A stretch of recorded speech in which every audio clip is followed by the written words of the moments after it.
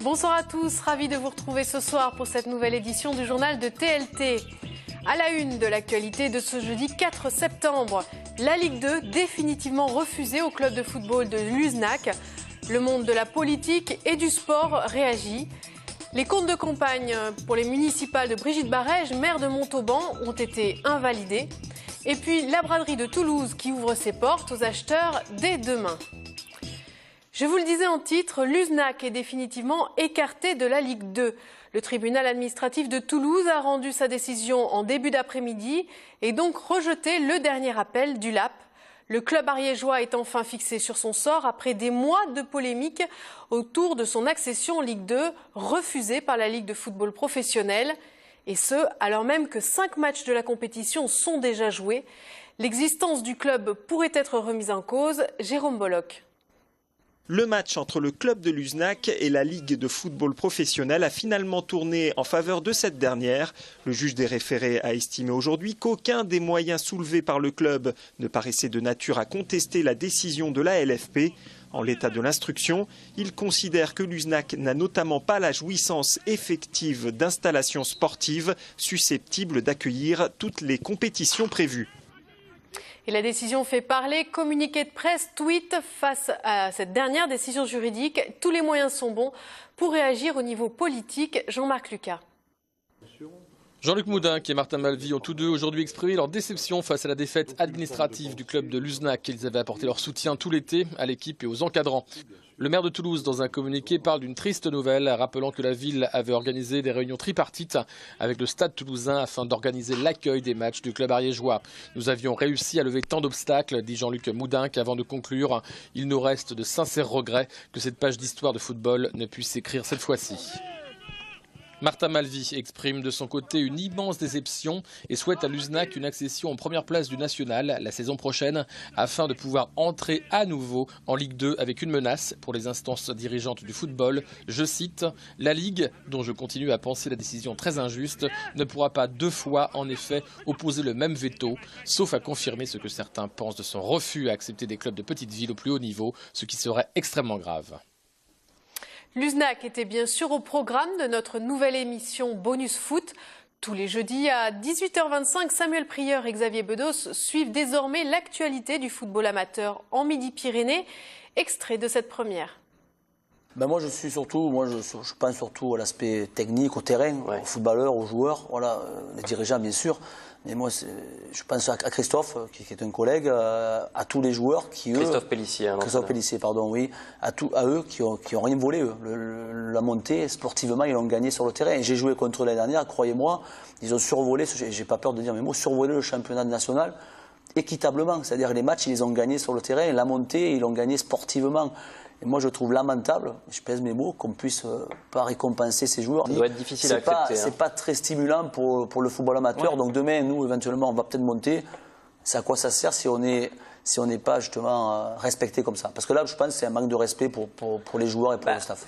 Comme on dit, c'est comme si vous avez eu le bac et on vous dit, voilà, vous avez eu le diplôme et tout, mais toi, tu n'as pas le droit d'aller en fac. Tu restes, tu refais un an de plus. À quoi ça sert, quoi?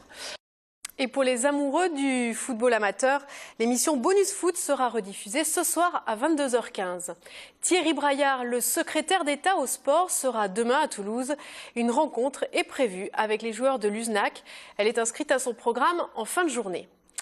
Politique à présent et retour sur les municipales. Brigitte Barège, élue maire de Montauban, a reçu une invalidation de ses comptes de campagne. La Commission nationale des comptes de campagne et des financements politiques lui a envoyé une notification fin juillet.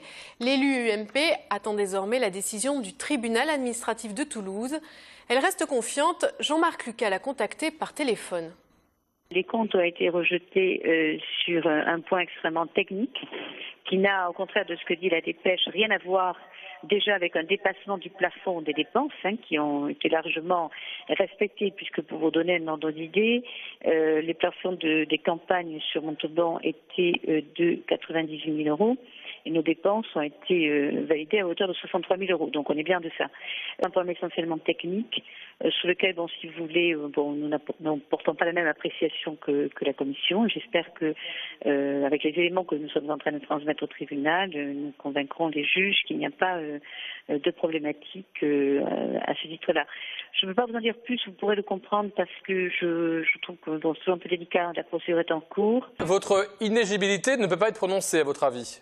C'est ce que je pense, mais bon, encore une fois, c'est le juge qui appréciera. Voilà.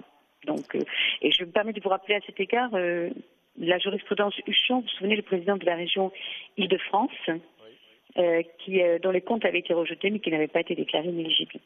Le tribunal, par ailleurs, prend en compte l'écart de voix entre les candidats.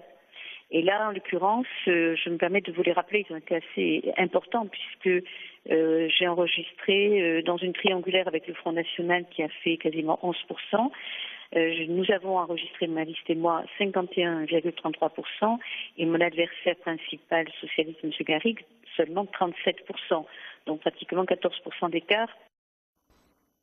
Des produits locaux pour sensibiliser le public à leur cause. Les agriculteurs manifestaient ce matin devant la préfecture à l'appel du syndicat Coordination Rurale contre les changements de la directive nitrate. La France a été condamnée aujourd'hui par la Cour de justice de l'Union européenne pour n'avoir pas mis en place des mesures efficaces de lutte contre la pollution de ces eaux. En juillet, sentant la sanction imminente, le gouvernement avait revu le classement des zones dites vulnérables. 3800 communes supplémentaires devraient rejoindre cette catégorie et les conséquences pourraient être lourdes pour les agriculteurs de ces zones comme en Midi-Pyrénées. Pascal Soler. Des comptes d'apothicaires, c'est ainsi que le syndicat de la coordination rurale résume les nouveaux critères sur lesquels s'appuie l'extension de la zone vulnérable. La présence de nitrates d'origine agricole tolérée dans les cours d'eau est passée de 50 à 18 mg par litre. Des nitrates provenant des lisiers, fumiers et engrais azotés. Conséquence, les agriculteurs vont devoir faire des aménagements coûteux sur leurs exploitations pour limiter la durée d'épandage. Une mise aux normes, ça coûte entre 50 et 100 000 euros suivant la taille de l'élevage. Il faut stocker le fumier pendant 3 mois. Demain, avec les futures directives nitrates, on nous parle de stocker le fumier pendant 6 mois. Ça veut dire qu'il faut encore agrandir ces zones de stockage. Ça veut dire encore des frais. Aujourd'hui, nos produits, avec les prix tels qu'ils sont, c'est-à-dire les mêmes qu'il y a 20 ou 30 ans, aujourd'hui, on ne peut plus. Pour le syndicat agricole, c'est sur le phosphate présent dans l'eau qu'il faut agir et non pas sur le nitrate qui serait bon pour la santé. On s'appuie sur les travaux du professeur Buzon et du professeur Lirondelle, qui sont des médecins qui ont fait des recherches sur les nitrates et qui ont démontré, mais vraiment démontré, que les nitrates étaient bons pour la santé, que c'était des anticancérogènes. Donc aujourd'hui, ça voudrait dire de remettre en cause quelque chose qui a été dit depuis 30 ans. Ça voudrait dire que pendant 30 ans, on a menti aux consommateurs, ce qui est vrai. Difficile en effet de s'y retrouver pour le consommateur. Ce genre de manifestation peut-être nous aide à faire nos propres idées sur ce problème-là, parce qu'on ne peut pas faire confiance vraiment à l'État, je ne pense pas. Pour faire la part des choses, c'est un peu difficile, mais j'aurais quand même tendance à croire ceux qui ont les mains dans le cambouis, qui sont au plus près de la réalité. La coordination rurale souhaite une véritable table ronde avec tous les acteurs du monde agricole européen pour une analyse objective des facteurs de pollution de l'eau. Les fêtards et autres noctambules toulousains vont pouvoir reprendre leurs habitudes. Noctambus, le service de nuit de Tisséo, reprend du service. Noctambus dessert 30 arrêts, dont les principales cités universitaires, toutes les heures jusqu'à 4 h du matin, pour 1,60 € ou avec un titre de transport Tisséo. On revient au sport à présent. À quelques jours de la première journée de championnat de handball, le Phoenix Toulouse est en pleine préparation. Comme chaque année, Jérôme Fernandez et ses coéquipiers se fixent des objectifs élevés. Une chose est sûre, le club toulousain poursuit son ascension. Samuel Prieur. Petit à petit, saison après saison, le Phoenix Toulouse Handball prend du poids dans le paysage sportif. Auteur d'un superbe exercice la saison dernière, terminant 5e de la LNH, Toulouse est clairement dans une excellente dynamique. On y arrive, on continue, on est devenu légitime au niveau du handball français, au niveau du sport français. Et dans la ville, le hand prend de plus en plus de place, tant mieux. C'est beaucoup de travail des équipes du club. Les coéquipiers de Jérôme Fernandez auront l'honneur de disputer une Coupe d'Europe cette saison, une première depuis 10 ans. Ils défieront le club allemand de Melsungen en octobre prochain. Pour l'heure, ils terminent tranquillement leur préparation. De nouveaux sont à signaler au sein de l'effectif, mais pas des moindres. D'abord le gardien international français Cyril Dumoulin, une recrue de choix qui s'épanouit déjà. Des mecs super ouverts, des mecs comme Daniel et tout ça qui vont rapidement vers moi. Et voilà, ça présage de très bonnes choses pour la suite, autant sur le plan du terrain qu'en dehors. Et encore une fois, c'est ce que je suis venu chercher ici. Donc j'ai la patate, j'ai le sourire. C'est sur le banc de touche qu'un autre changement vient de s'opérer. Exit Joël Da Silva, place à l'entraîneur espagnol Tony Garcia. En provenance de Granollers, il a signé pour 2 saisons. Les joueurs ne se mouillent pas trop, mais ont hâte de découvrir ses méthodes. J'espère qu'il va continuer le travail qu'il a commencé en Espagne ici. En tout cas, écoute, j'espère qu'il va bien s'acclimater. On l'a accueilli comme il se doit et on espère que ça va bien se passer. L'objectif est de poursuivre la progression du club toulousain. Entre les lignes, on vise au moins aussi haut que l'année dernière. Je crois que ça va être compliqué, mais il y a beaucoup d'équipes qui se sont renforcées. Nous, on a joué sur cette carte-là, d'essayer de garder le même groupe qui avait bien fonctionné, c'est clair. Il y a une super ambiance, on sait déjà, on part pas on prend pas de à zéro, quoi. Donc ça c'est cool.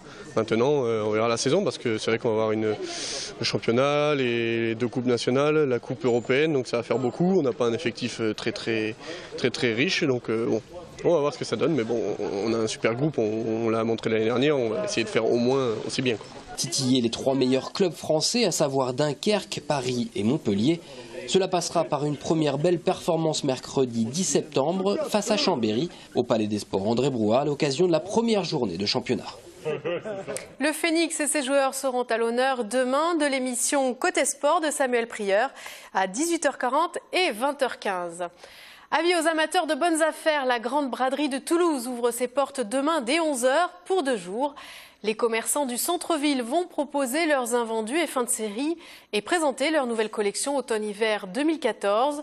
L'opération s'adresse également aux restaurateurs et cafetiers. Attention, plusieurs rues du centre-ville seront fermées à la circulation pour l'occasion et ce jusqu'à 20h, tous les parkings restant accessibles.